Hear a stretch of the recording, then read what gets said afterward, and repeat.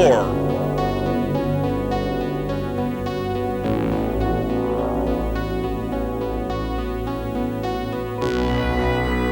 Atlas.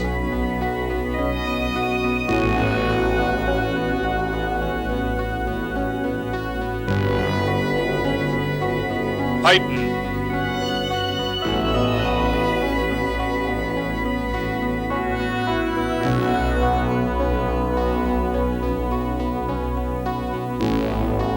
Three descendants of the self-contained liquid-fueled rockets invented in the early 1920s by a great American scientist, Dr. Robert H. Goddard. Dr. Goddard, a professor at Clark University, Massachusetts, began developing the first workable rocket engine. By the fall of 1923, he had created an engine that would automatically mix benzene and liquid oxygen. Less than 3 years later, he launched the world's first liquid-fueled rocket, and his achievements soon attracted worldwide interest. The precise details of Dr. Goddard's work were closely guarded. Speculation in the press that he was developing a moon rocket were unfounded, but he made impressive progress in the years that followed. With Dr. Goddard's first financial grant from the Guggenheim Foundation, he and a small group of rocket technicians moved from Massachusetts to Eden Valley, New Mexico in 1930. Dr. Goddard's first large rocket was launched on December 30th. He spent many months developing new gyroscopically controlled rockets before his funds ran out in 1932.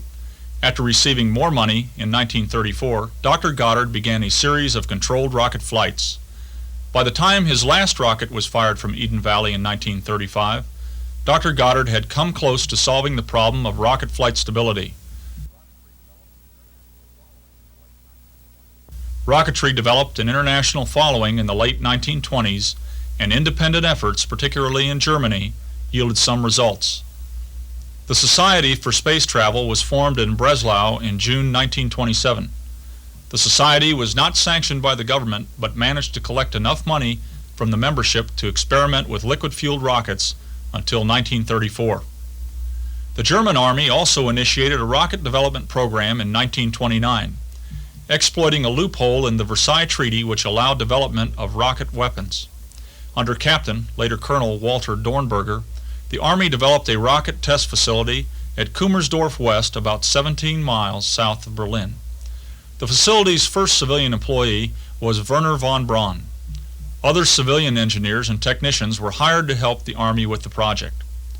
After Hitler assumed supreme leadership in Germany, the Army moved ahead quickly with its rocket program.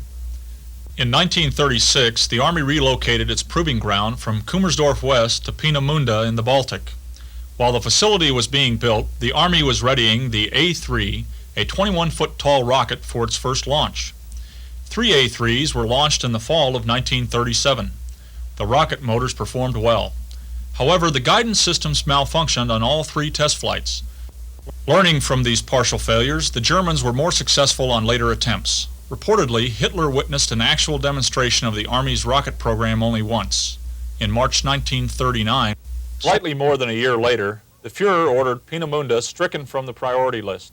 But Colonel Dornberger appealed to Field Marshal von Brauchtisch, the Army's commander-in-chief, and got the manpower he needed to continue.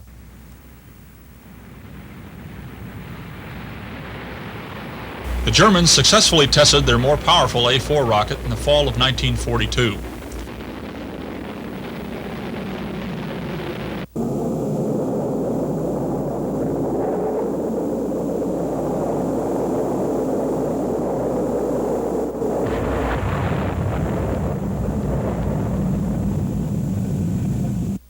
The Nazi Party bureaucracy hampered the Army's progress until the summer of 1943. The first A-4s, later called V-2s, were not operational before September 1944.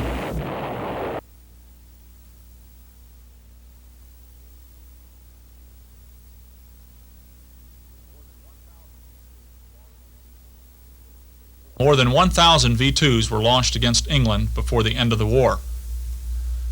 Though less than half of the V-2s hit their target areas, defensive forces were useless against the new vengeance weapons, an ominous fact to remember for the future. Nearly 3,000 people died and more than 6,000 were seriously injured in the V-2 attacks.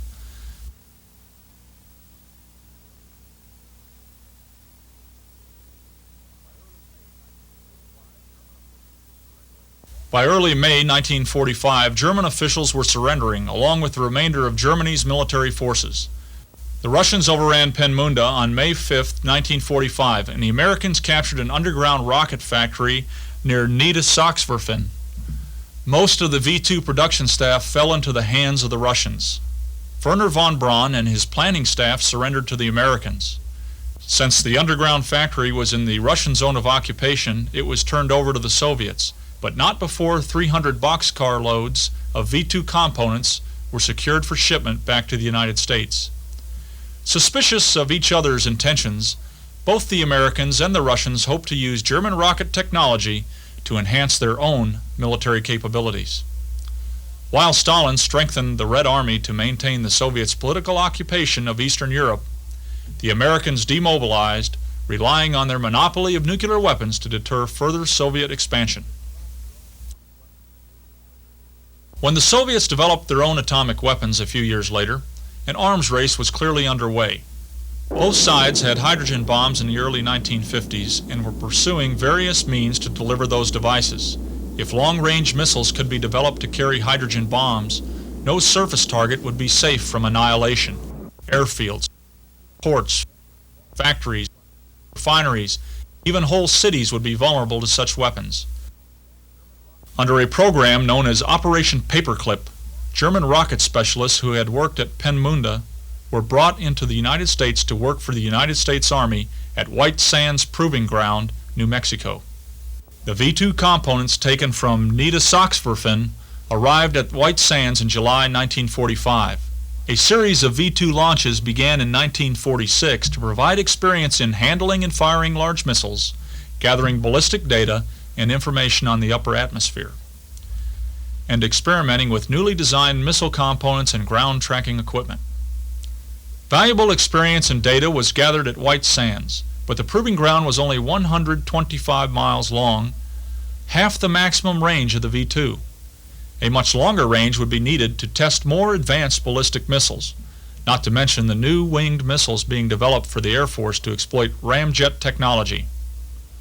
Several sites were considered for the new long-range proving ground in the late 1940s. Ultimately, Cape Canaveral on the eastern coast of Central Florida was selected as the launch site offering the best combination of an accessible launch base with a largely uninhabited downrange area. Cape Canaveral was about 15 miles north of the Banana River Naval Air Station. The Navy Patrol Base was transferred to the United States Air Force on September 1, 1948, to serve as the home of the Joint Long-Range Proving Ground Headquarters. The air station was renamed Patrick Air Force Base in August 1950 in honor of General Mason M. Patrick, the United States Army Air Corps' first peacetime military chief of staff. In 1949, the Joint Long-Range Proving Ground had been established by public law for use by all branches of the military service. The headquarters was reorganized to emphasize the Air Force's role as host agency for all branches. The Air Force took the leading role in the development of proving ground for all its users. The headquarters was redesignated the Air Force Missile Test Center on June 30, 1951. Major General William L. Richardson served as long-range proving ground commander through July 1954. He was responsible for negotiations with the United Kingdom and the Dominican Republic to allow construction of instrumentation sites along an island chain reaching all the way to Puerto Rico.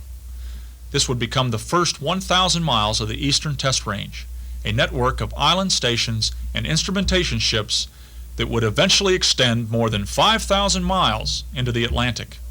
During his assignment at Patrick Air Force Base, General Richardson oversaw the early construction at Patrick, Cape Canaveral, and the downrange sites. He was also responsible for the safe operation of all test vehicles and support aircraft operated on the range. His successor, Major General Donald N. Yates, assumed command of the center in August 1954. Over the next 6 years, General Yates would see the Eastern Test Range extend to Ascension Island and beyond. He would also command the Air Force Missile Test Center along the Air Force's transition from winged missile testing to ballistic missiles. While the Air Force capitalized on the naval facilities it had inherited at Patrick, construction on the Cape and downrange stations proceeded largely from scratch. Roads, hangars, launch facilities, missile assembly areas, blockhouses, and a central control complex to monitor operations had to be built at the Cape to meet a variety of missile testing programs. Sites for radar, telemetry, optical systems, communications, and command-destruct mechanisms also had to be built on the Cape and the downrange stations. This early construction was completed by engineering aviation battalions as well as civilian contractors. In the early 1950s, aerodynamic missile programs such as the Matador, Snark, and Beaumark came to dominate the Air Force Missile Test Center's launch operations at the Cape. These winged missiles were being developed by civilian contractors for a wide variety of Air Force missions. They occupied a technological niche between manned air-breathing jet aircraft and ballistic missiles capable of operating outside the Earth's atmosphere. The Aerodynamic Missile Power Plant, the ramjet engine, pushed the leading edge of the jet engine technology in the 50s. The ramjet was equipped with a special open-ended duct to ram air in the engine's combustion chamber at supersonic speeds. In theory, the ramjet could be used at very high altitudes to propel a winged missile at several times the speed of sound. The catch was the ramjet did not have a compressor. It had to be moving through the air at high speed before it could even be turned on. For this to happen, the missile had to be boosted into flight and brought up to minimum ramjet speed by a liquid rocket engine. While civilian contractors conducted preliminary missile testing elsewhere in the United States, the Eastern Test Range provided the proving ground needed to make sure the missiles were ready for operations. In addition to range support and missile validation, the Air Force Missile Test Center had to have a military unit to oversee Air Force launch crew training in the various missiles systems. This unit was the 4800th Guided Missile Wing. Colonel George M. McNeese served under General Richardson as the 4800th's commander and retained command of the unit after it was redesignated the 6555th Guided Missile Wing in May 1951. During its first few years at the Cape, the 6555th participated with Martin Aircraft Company technicians in advanced testing of the Matador. The unit provided the first all-military crew launch of a Matador surface-to-surface missile.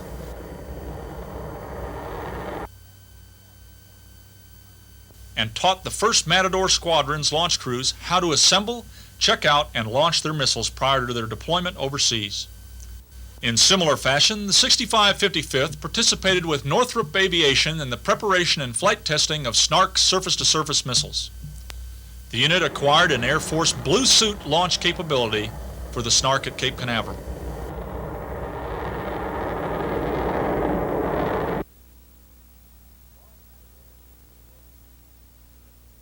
While the Matador was being deployed to tactical units in Europe, an advanced version of the Snark was being developed to supplement the Strategic Air Command's Intercontinental Bomber Force.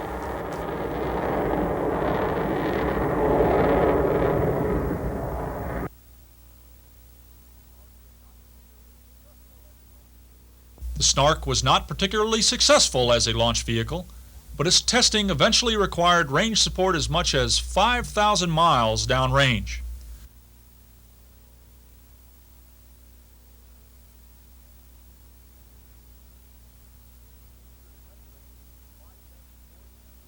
The Eastern Test Range provided that support after its facilities on Ascension Island became operational in late 1957.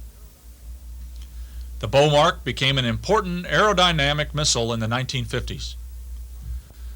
The 6555th assisted the major contractors, Marquardt, Boeing, and Aerojet, in the preparation and flight testing of the surface-to-air supersonic missile. The Beaumark was developed as part of the Semi-Automatic Ground Environment, or SAGE system, designed to thwart aircraft or air-breathing missile attacks on the United States.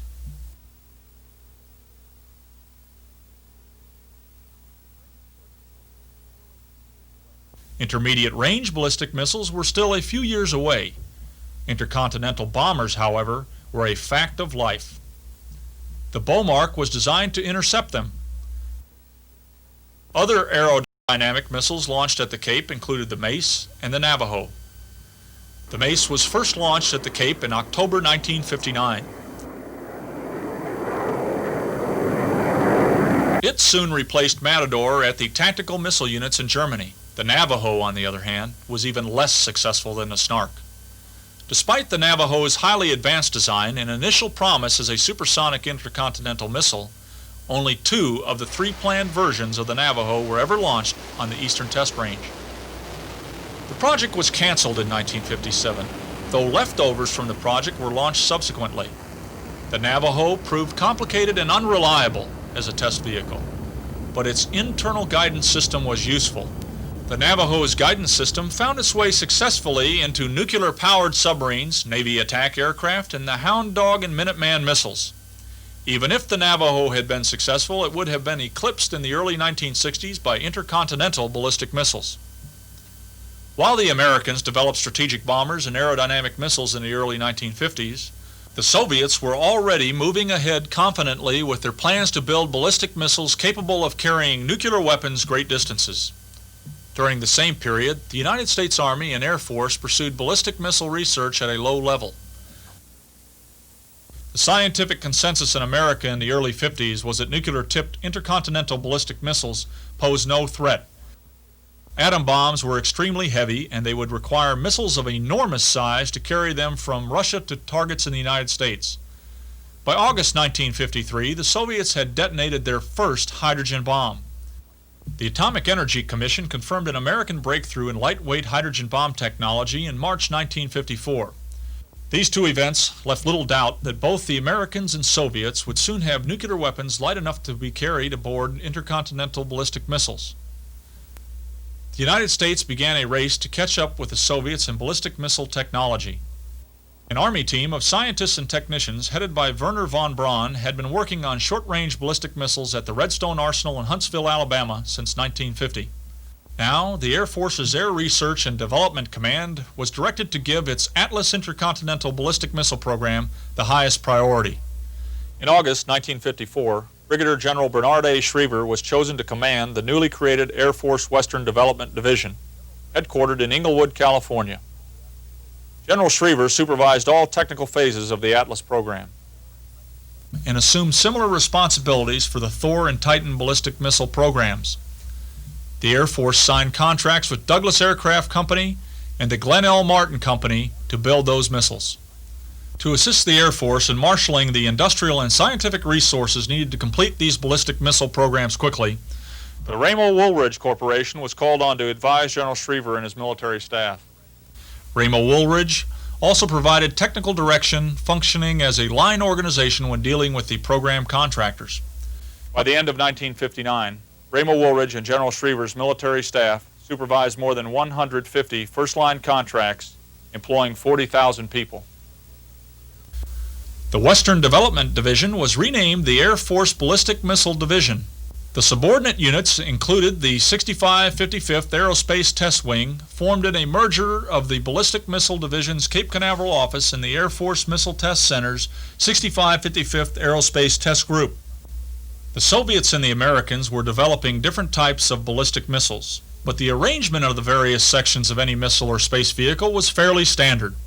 A rocket motor where fuel and oxidizer were mixed to provide thrust for the vehicle, separate tanks for fuel and liquid oxygen, or in the case of solid-fueled vehicles, a cylindrical section of solid fuel, a guidance and control section to stabilize the vehicle and keep it on course, and a payload section to accommodate a spacecraft or a warhead. If the United States was to have an intercontinental ballistic missile by the end of the 1950s, it would have to develop the various components of that missile concurrently. Work on the guidance system, rocket motors, missile fuselage, warhead design, even the launch pads would have to begin fairly close together for everything to be ready in time.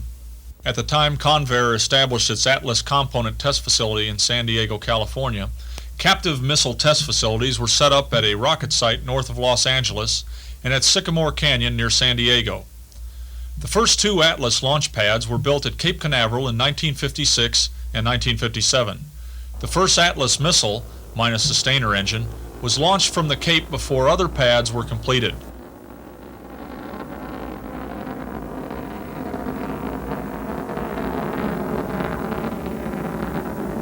During this time, the Avco Corporation was conducting laboratory research that would allow warheads and later on manned capsules to re-enter the Earth's atmosphere without burning up.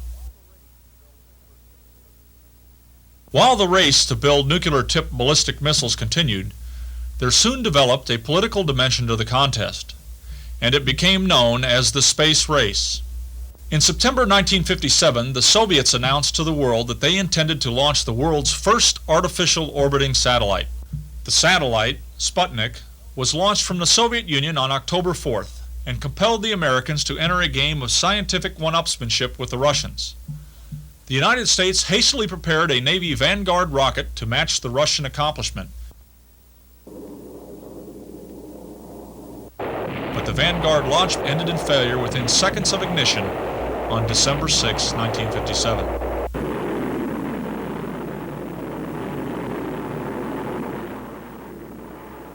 The Army's Jupiter C rocket, an augmented version of the Redstone missile developed by the von Braun team in Huntsville, Alabama, was prepared for launch from Cape Canaveral and placed America's first satellite into orbit late on the evening of January 31, 1958.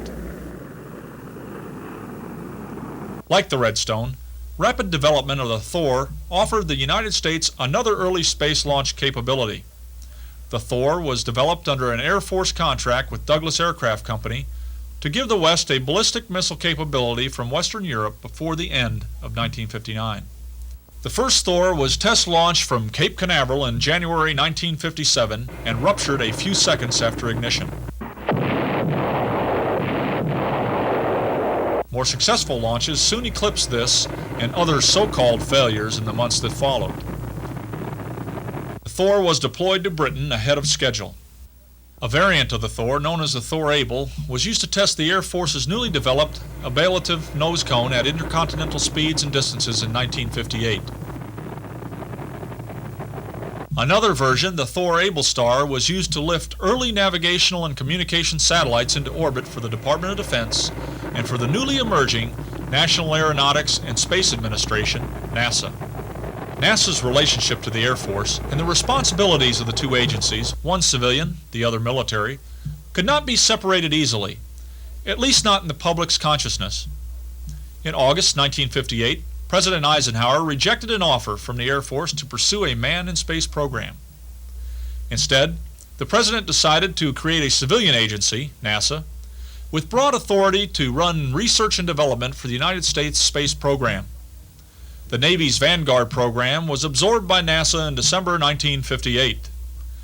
The Army Ballistic Missile Agency's facility at Huntsville, Alabama, together with the Army Saturn program and von Braun's team, transferred to NASA's Marshall Space Flight Center at Huntsville, Alabama by the summer of 1960.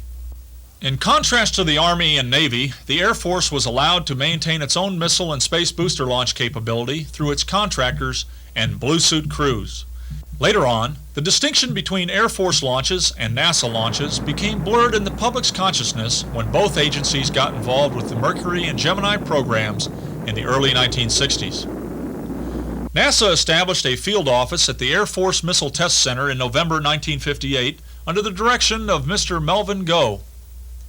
NASA's presence on the range was small initially, but it would grow with NASA's full-scale building effort on Merritt Island, west and north of Cape Canaveral.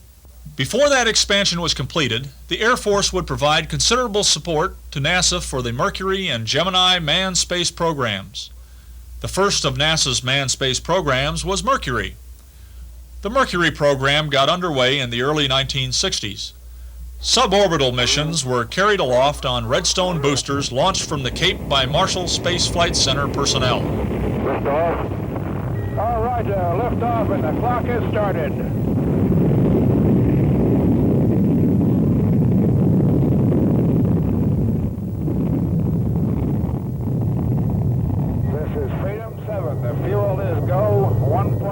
All the Mercury orbital missions required more powerful Atlas D boosters, and the Air Force and its contractors provided launch services to NASA on a reimbursable basis.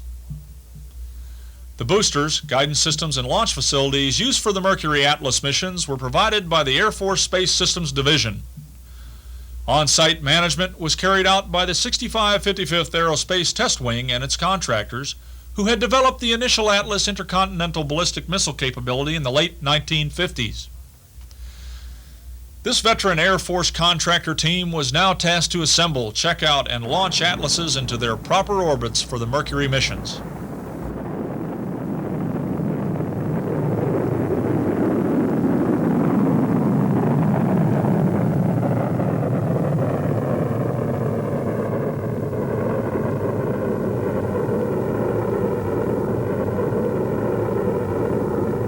During the early 1960s, another version of the Atlas Agena B, was launched by the 6555th for NASA's Ranger and Mariner unmanned space programs.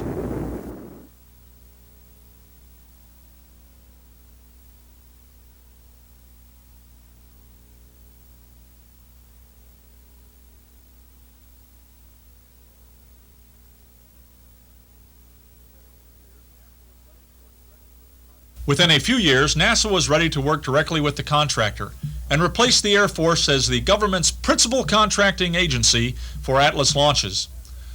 While NASA's plans and programs moved ahead at the Cape and elsewhere, the Air Force proceeded with plans to construct hardened underground launch sites for two new types of intercontinental ballistic missiles, the Titan and the Minuteman. As a follow-on to earlier liquid-fueled ballistic missile programs, the Martin Company's Titan benefited from the Air Force's experience with the Atlas and Thor. The Minuteman, built by Boeing, was a second-generation ballistic missile. It was solid-fueled, smaller, lighter, and easier to maintain than either the Atlas or the Titan. Eventually, 1,000 Minuteman launch facilities and more than 50 Titan missile launch complexes would be built in sparsely populated areas of the western United States. While this construction continued, advanced versions of the Titan and Minuteman were flight tested at the Cape and Vandenberg Air Force Base, California. In March 1962, the 6555th Aerospace Test Wing supervised the first launch of the Air Force's Titan II missile, a less complicated and more powerful missile than the Titan I. The launch was successful and met all ballistic missile test objectives. Like the Atlas before it, the Titan II had potential as a manned space booster, and soon a man-rated version of the Titan II was developed for NASA's Gemini launch program. By 1964, the 6555th's Titan Gemini launch team, headed by Lieutenant Colonel John G. Albert, was responsible for ensuring that each Gemini launch vehicle checked out properly prior to launch. Between March 1965 and the middle of September 1966, 9 manned Gemini flights were launched from the Air Force's Complex 19 at the Cape. A 10th mission was launched in November 1966. All were successful. In addition to its responsibilities for NASA's early launch vehicles, the Air Force took a leading role in setting up and controlling the global tracking and telemetry network needed to collect data during the manned space missions. Much of the instrumentation support structure for manned missions had already been built for earlier missile and space launches from complexes at the Cape and at Vandenberg Air Force Base, California. That network was expanded to include newly constructed NASA stations built for the space program, and it extended from the manned launch sites in Florida southeastward over the Eastern Test Range, around the tip of Africa to stations in the Pacific. The Eastern Test Range also maintained a considerable fleet of range support vessels to help monitor manned and unmanned missions.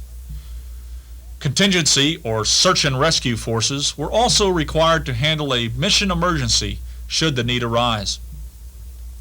Contingency and support forces for a typical Mercury mission amounted to more than 13,000 people, 24 ships, and more than 100 aircraft. NASA agreed to let the Department of Defense control the global network as well as the contingency forces while the manned space flights were actively underway.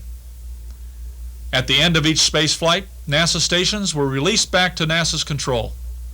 To coordinate and integrate those efforts, both civilian and military, the Secretary of Defense designated Major General Leighton J. Davis as the Department of Defense's representative for Project Mercury.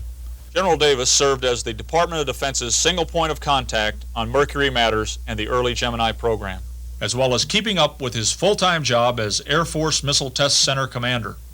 Major General Vincent G. Houston performed similar duties for Project Gemini as the Air Force Eastern Test Range Commander from August 1964 through April 1960. Houston's successor, Major General David M. Jones, carried single point of contact responsibilities for the Apollo program until his retirement in May 1973. Despite the Department of Defense's widespread support of the manned space program in the 1960s and 70s, public attention was focused more clearly on NASA, particularly after President John F. Kennedy announced in 1961 that America would have a man on the moon by the end of the decade. I believe that this nation should commit itself to achieving the goal, before this decade is out, of landing a man on the moon and returning him safely to the Earth. No single space project in this period will be more impressive to mankind or more important for the long-range exploration of space, and none will be so difficult or expensive to accomplish. NASA's funding was increased to meet that deadline, and the agency enjoyed a spectacular period of growth in the 1960s. Starting with assets valued at less than $300 million in 1958, NASA's holdings climbed to more than $4.4 billion a decade later. In addition to expanding the Marshall Space Flight Center acquired from the Army in 1960, NASA used its funding to build 4 more major field stations in other parts of the country in the 1960s. One of those stations became NASA's major industrial area and launch complex for the Saturn V phase of the Apollo program, built on an 87,000-acre tract on Merritt Island, west and north of Cape Canaveral Missile Test Annex. In an agreement signed January 17, 1963, the Department of Defense and NASA set up their respective rights as host agencies for Cape Canaveral Missile Test Annex and the launch area on Merritt Island. Under this agreement, the Air Force Missile Test Center continued to serve as host agency for the Cape, and NASA became the host agency on Merritt Island. The Merritt Island launch area and Cape Canaveral both became known as the Kennedy Space Center shortly after President Kennedy was assassinated. Cape Canaveral, or Cape Kennedy as it was known for the next 10 years, was not absorbed by NASA. It remained an Air Force installation, first as the Cape Kennedy Air Force Station and later as the Cape Canaveral Air Force Station. With regard to NASA's efforts on Merritt Island, the groundbreaking ceremony for the first building on the Merritt Island industrial area took place on January 28, 1963. The ceremony was attended by Dr. Von Braun, who came down from Huntsville, Alabama, and by Dr. Kurt Debus, the director of the Launch Operations Center, later known as the John F. Kennedy Space Center. Shortly after, NASA facilities began popping up all over Merritt Island. A mammoth construction project was undertaken to build launch complexes 39A and 39B for the Apollo program. The sites were designed for the Saturn V launch vehicle, a 364-foot-tall behemoth capable of lifting 100 tons into low Earth orbit or pushing an Apollo spacecraft out of the Earth's gravitational field. The first Saturn V launch from Merritt Island's Complex 39A occurred on November 9, 1967.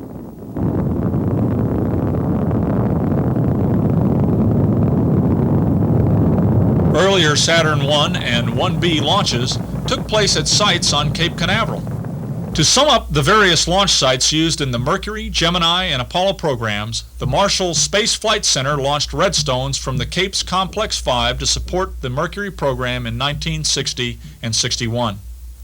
The Air Force used Complex 14 to launch Mercury Atlas vehicles for NASA between 1961 and the middle of 1963. Complex 14 was also used to launch Atlas target vehicles for the Gemini program between 1965 and the end of 1966. The Air Force used Complex 19 to launch all 10 manned Titan Gemini missions from 1965 through 1966. NASA and its contractors began launching Saturn I vehicles for the Apollo program from Complex 37B in 1964. NASA launched Saturn 1B vehicles from Complex 34 beginning in 1968.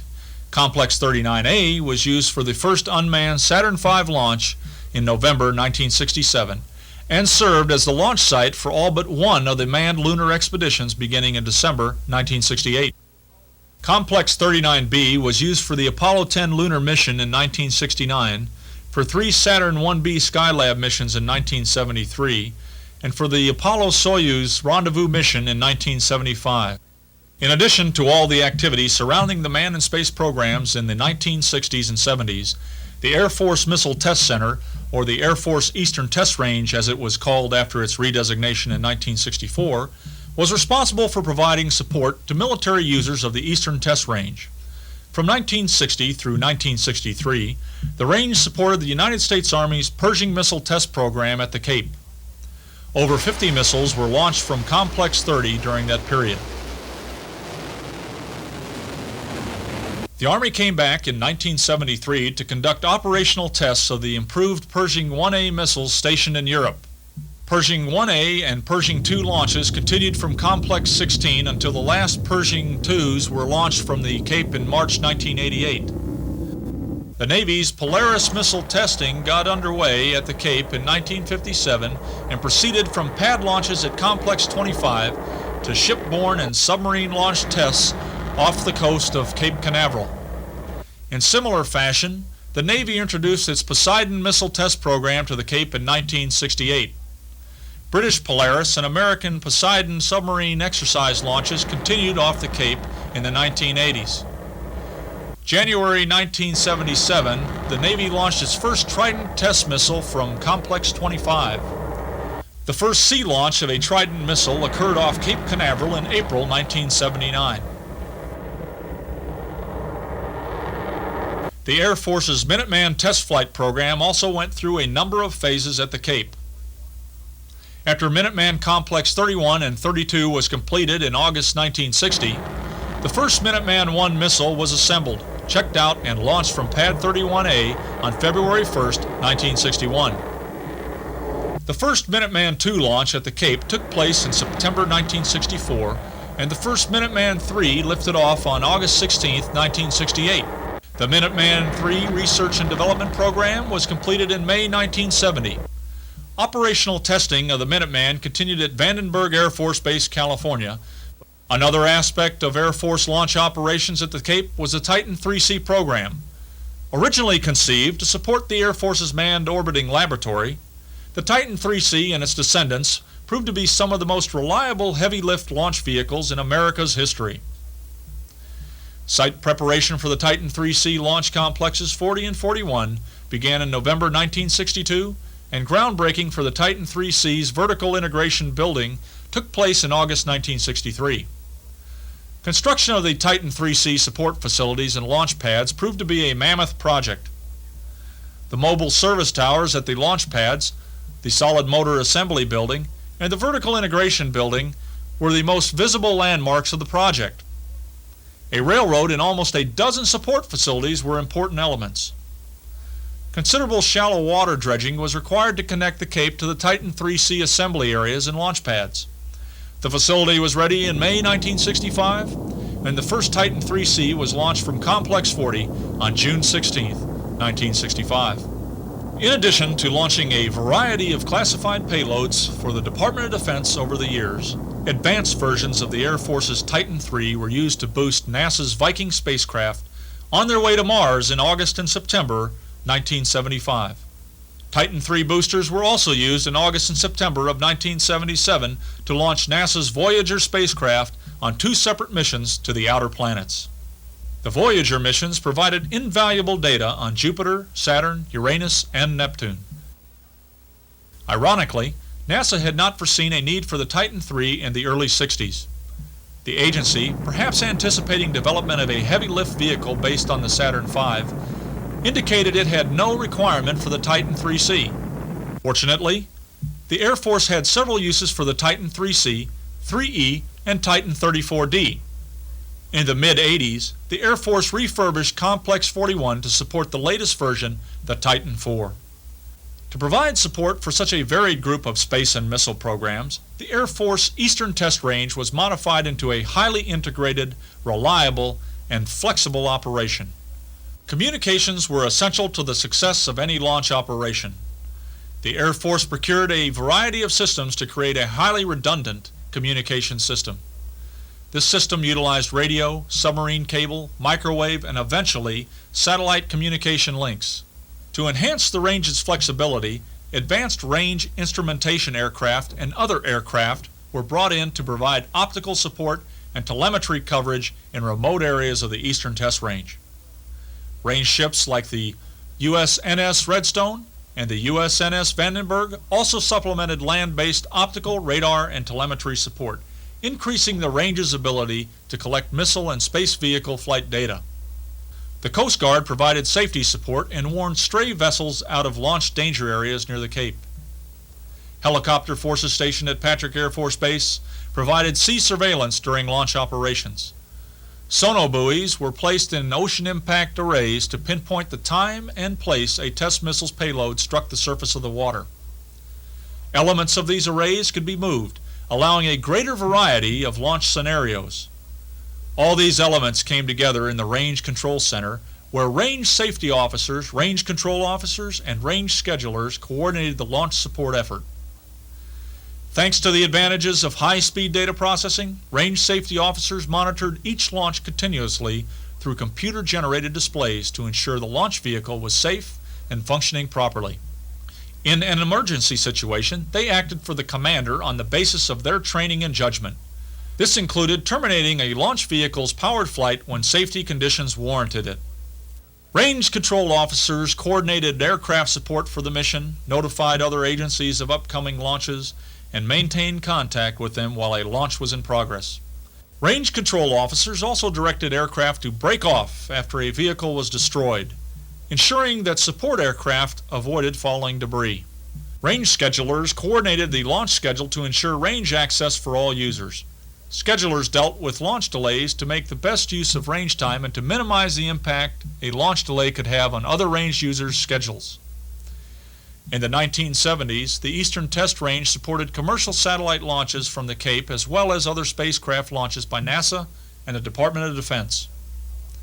Beginning around 1970, however, a decline in the overall launch rate eventually forced a breakup in the old Air Force Eastern Test Range organization. In February 1977, the Air Force Eastern Test Range commander, Brigadier General Don M. Hartung, was named commander of the newly formed Space and Missile Test Center at Vandenberg Air Force Base, California. The Air Force Eastern Test Range organization was broken up into a host unit at Patrick, the 6550th Air Base Wing commanded by Colonel Joseph A. McClure, and a tenant unit, Detachment 1 of the Space and Missile Test Center. Colonel Oscar W. Payne commanded Detachment 1 at Patrick, but his unit did not have the status of the old Air Force Eastern Test Range. The 6550th Air Base Group was now the senior unit on the range. Detachment 1 Samtec era was remarkably short and may be viewed as an experiment to realign resources in an era of budget austerity. In October 1979, Colonel John S. Birkeland became the first commander of the Eastern Space and Missile Center. This new center was designed to consolidate all of the old Air Force Eastern Test Range's resources under one senior officer. Detachment 1 and the 6550th's resources were placed under Birkeland's command. The 6555th Aerospace Test Group was assigned to the new center after nearly 20 years as an Eastern Test Range tenant. By the early 1980s, the Reagan administration's emphasis on a strong national defense added impetus to a new era of launch operations at the Cape. Titan 34D launches from the Cape were expected to continue for Space Systems Division into the mid to late 1980s. The Army's Pershing II joined the Navy's Trident C-4 as the latest commitment to long-term missile launch operations on the Eastern Test Range. In addition to continued support for NASA's Delta and Atlas space launch vehicle programs, which were expected to wind down by the late 1980s, the Eastern Space and Missile Center geared up for the Space Shuttle support operations beginning in the early 1980s. A basic assumption was that the shuttle was the wave of the future. Eventually, or so it was believed at the time, all major payloads would be deployed into space via the shuttle or some more advanced transatmospheric vehicle. Part of this shuttle support would come from the 6555th Aerospace Test Group. The 6555th was charged with receiving, testing, and checking every Department of Defense commercial and NASA shuttle payload that used the inertial upper stage, a rocket designed to boost payloads into geosynchronous orbit. The center maintained a stable of quality assurance specialists to supervise various aspects of solid booster refurbishment and spacecraft testing.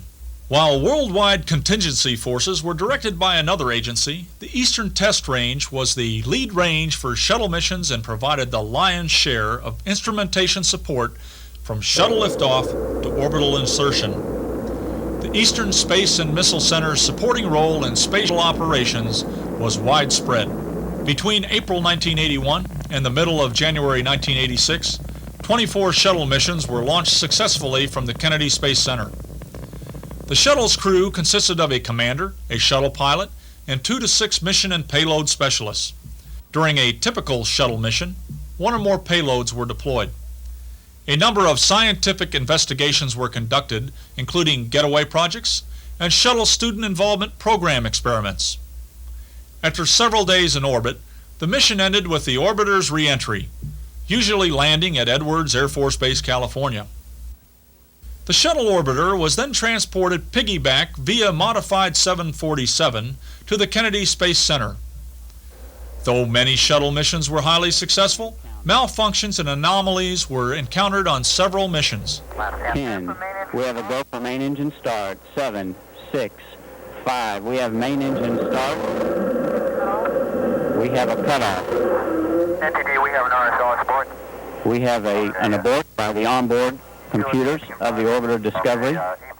Such bugs were not uncommon, particularly in a launch vehicle as complex as the Space Shuttle.